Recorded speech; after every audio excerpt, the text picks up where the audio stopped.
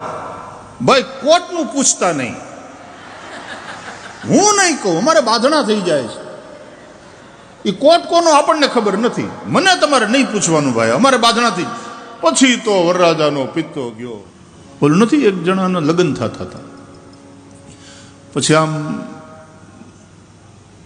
પૈસે ટકે બહુ થોડોક નબળો માણસ, એટલે એણે વરરાજા તરીકે તો સારા કપડાં પહેરવા પડે, કોટ કરાવવાના પૈસા નહોતા. તો એના મિત્રે કીધું કે હમણાં ગયા વર્ષે જ મારા લગ્ન થયા, મેં કોટ જે કર્યો ને એ લગ્ન પછી મેં પહેર્યો જ નથી. કાંઈ વાંધો નહીં, તું મારો કોટ પહેર, લગ્ન કર તું તારે, આપણે ખર્ચો કરવાની જરૂર નથી. એ કે તો બહુ સારું ભાઈ, લે મિત્ર કામ આવે. એટલે પોતાના મિત્રના કોટ પહેરીને તે સાસરે ગયા ને, તો આ ભાઈ એ સૂટ પહેરી, પેન્ટ કોટ પહેરી, હાથમાં નાળિયેર, વાળ કપાવેલા હરખી રીતે, આમ ચાંદલો કરેલો, ગળામાં કોટની ઉપરથી પાછો હાર પહેરેલો,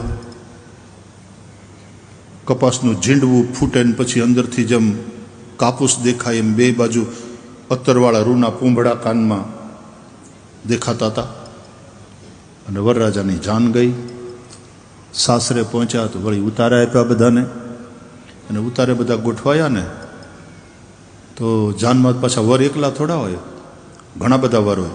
વર હોય એની હારે અણવર હોય.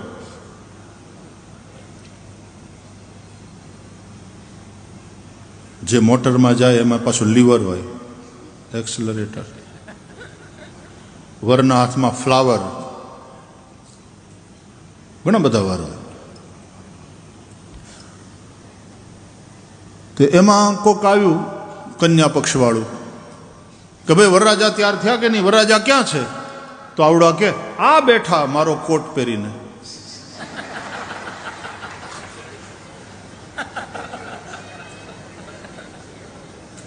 તો વરરાજાને તો બહુ ખોટું લાગ્યું. પેલો કન્યા પક્ષવાળો વયો ગયો ને પછી આવડો એના મિત્રને કહે, એલા તે કોટ આપ્યો મને પહેરવા માટે, થેન્ક યુ, પણ આમ એના ઢીંઢોરા પીટવાની શું જરૂર છે? આ બેઠા મારો કોટ પહેરીને. એ કે સોરી ભાઈ, તને ખોટું લાગ્યું હોય તો સર. સોરી હું? એ કે આ કોઈ વાત થઈ? તે કોટ મને તારો આપ્યો, તારો કોટ પહેરીને હું અહીં પરણવાનો છું, થેન્ક યુ, પણ આવી રીતે ઢીંઢરો પીટવાનું? એ કે સોરી, હવે નહીં, આવું નહીં બોલું. અડધો કલાક થઈ તો વળી કોક બીજું આવ્યું. વરરાજા ક્યાં? તો કે આ બેઠા, કોટ આપણો નથી, કોટ મારો નથી ભાઈ, એણે જે પહેર્યો ને કોટ મારો નથી. તો ઓલાને એમ થયું કે આ શું છે, આવું કહેવાની શું જરૂર? અને કોટ આનો નથી પછી કોનો છે? મતલબ વરરાજાનો નથી.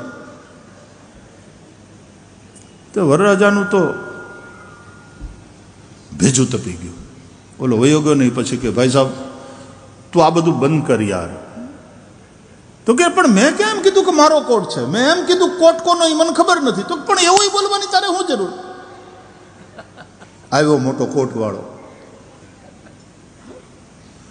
જો હું કોટ ફેંકી દઈશ, હું ટુવાલ પહેરીને પરણીશ. ને આમ વિઝ્યુલાઇઝ કરીએ તો કેવું લાગે?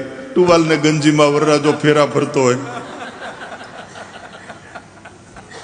બાય વગરનું ગંજીન ટુવાલ, બાથરૂમમાંથી બારો નીકળીને પરબારો બેઠો હોય ચોરીમાં. મારે આ નથી જોતું. એ કે સોરી.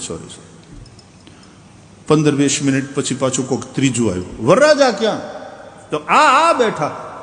ભાઈ કોટનું પૂછતા નહીં, હું નહીં કહું, અમારે બાંધણા થઈ જાય છે.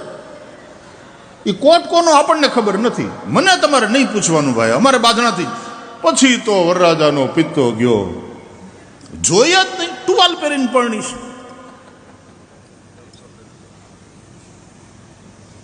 उस दुल्हे राजा के कोट की कौन कहे, हम सभी यह शरीर उधार का पहन करके ही जीते हैं.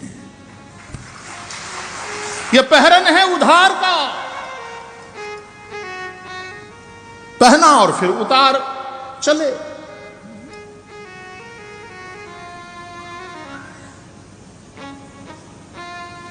ये जिस्म क्या है पहरन उधार का।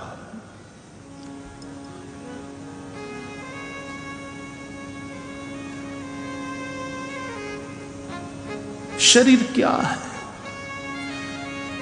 क्योंकि मारू शरीर एवो दावो थई शके एम नथी वाला, कारण के तमारू छे ज नहीं। ये तो पांच महाभूतनु छे। क्षिति जल पावक गगन समीरा, क्षिति जल पावक गगन समीरा, पंचरचित अति अधम शरीरा,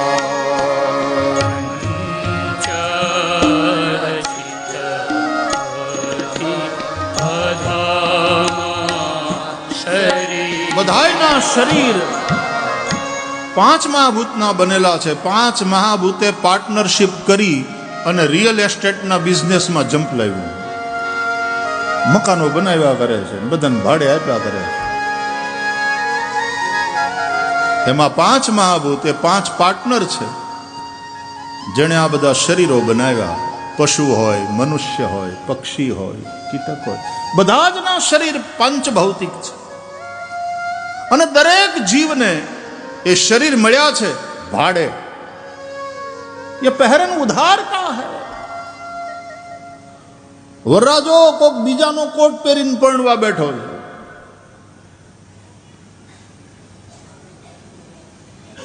लोग कहते it's my body. Sorry my dear, the body does not belong to you. ये पांच महाभूतनु बनेलू छे, એટલે શરીર પાંચ મહાભૂતનું છે, અહીંયાનું છે, અહીંયા જ પડ્યું રહે છે। આપણે તો ભાડે રહેવાનું। એટલા માટે જમવા બેસે ને તો ઘણા એમ કે હાલો શરીરને ભાડું આપી દઈએ, શરીરનું ભાડું ચૂકવી દઈએ। આપણું ગુજરાતી બહુ પ્યારું ભજન। જીવ શાને ફરે છે ગુમાનમાં, કે તારે રહેવું ભાડાના મકાનમાં। હો જીવ શાને ફરે છે ગુમાનમાં, કે તારે રહેવું ભાડાના મકાનમાં। એ તારે રહેવું ભાડાના મકાનમાં, તારે રહેવું ભાડાના મકાનમાં। કીધું રંગ ને રોગાન, માને મારું મકાન કીધું રંગ ને રોગાન। એ માને મારું મકાન કીધું રંગ। બીજાને નહોતું આપતું। કોક દી આવો આવો આપણે ઘેર આવો, જમવાનું રાખો। એ ક્યાં તારું છે? પણ ભાડે છીએ આપણે, પણ તો એમ બોલીએ અમારું ઘર। માને મારું મકાન કીધું રંગ ને રોગાન, માને મારું મકાન કીધા રંગ ને રોગાન। ભાડાનું છે તોય કેટલા રંગ રોગાન, કેટલા પપ પાવડર કોસ્મેટિક્સ, કેટલા ખર્ચા। સારું દેખાવા માટે થઈને કેટલા પ્રયાસો રૂપાળા દેખાવાના। માને મારું મકાન કીધું રંગ ને રોગાન, જાણે કાયમ લીધું છે વેચાણમાં, જાણે કાયમ લીધું છે વેચાણમાં। જાણે હંમેશા માટે ઓનરશિપ થી લઈ લીધું હોય ને એમ માને છે। જાણે કાયમ લીધું છે વેચાણમાં, તારે રહેવું ભાડાના મકાન। કોઈક બીજાને નામે બોલે છે ભાઈ આ મકાન, કોને નામે બોલે છે? પાંચ ભૌતિક દેહ, पंच महाभूत ने नामे बोले।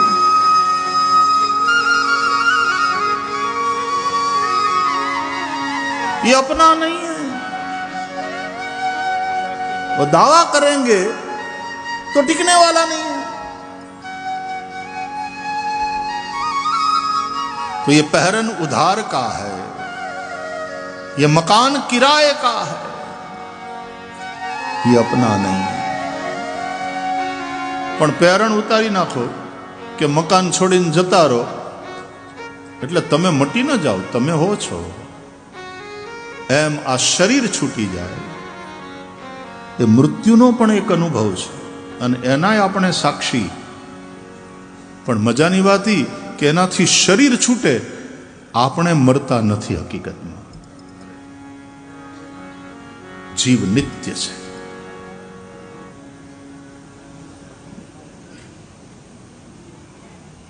प्रगट सो तनु तव आगे सोवा, जीव नित्य कही लगी तुम रोवा. એટલે પાછી આ ચોપાઈને ગાઈએ.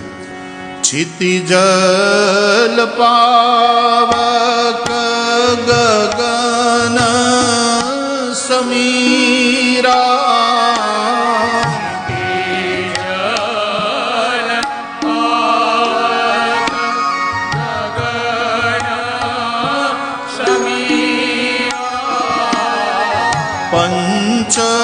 पंचरचित अति अधम शरीरा,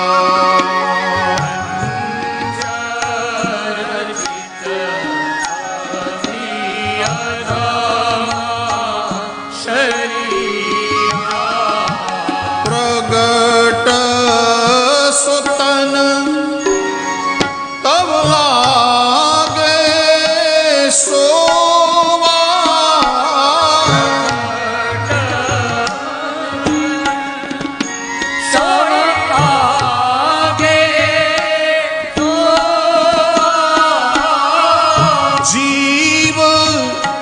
नित्य के ही लगी तुम रोवा. जीव नित्य के ही लगी तुम रोवा.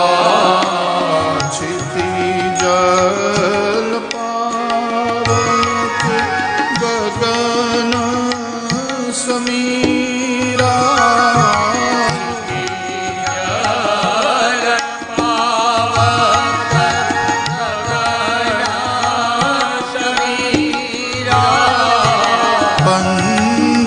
पंचरचित अति अधम शरीरा,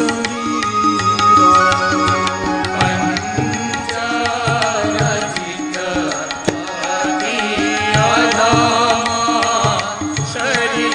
शरीरा, अति अधम शरीरा,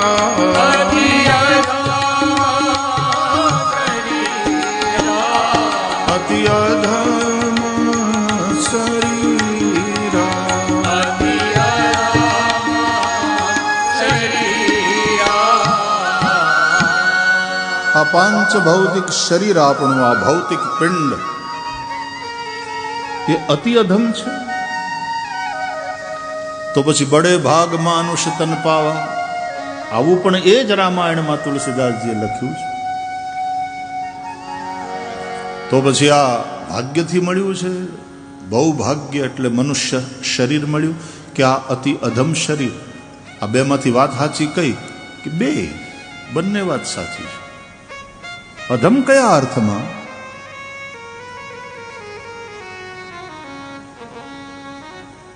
જે શરીરને આપણે શણગારીએ છીએ, હારા હારા કપડા, અલંકાર, કોસ્મેટિક્સ, ફૂસફૂસ, સ્પ્રે, આટલા ખર્ચા કરીએ છીએ.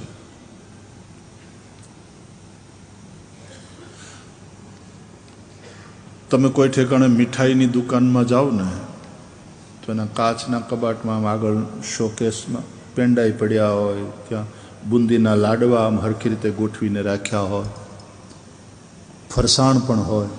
કેવું આમ સરસ લાગે અને જોઈને આપણને મોઢામાં પાણી છૂટે. 1 કિલો લાડવા આપી દો, 2 કિલો પેંડા આપો. આ ગરમ ગરમ જલેબી ઉતરે છે એ 2 કિલો આપો. ફાફડા ગાંઠિયા 1 કિલો આપો. જોતા જ કેવી મજા આવે, ગમે જોવાનું. અને એ આપણે ખાઈએ અને આ શરીરમાં એ બધું જાય પછી શું થાય છે?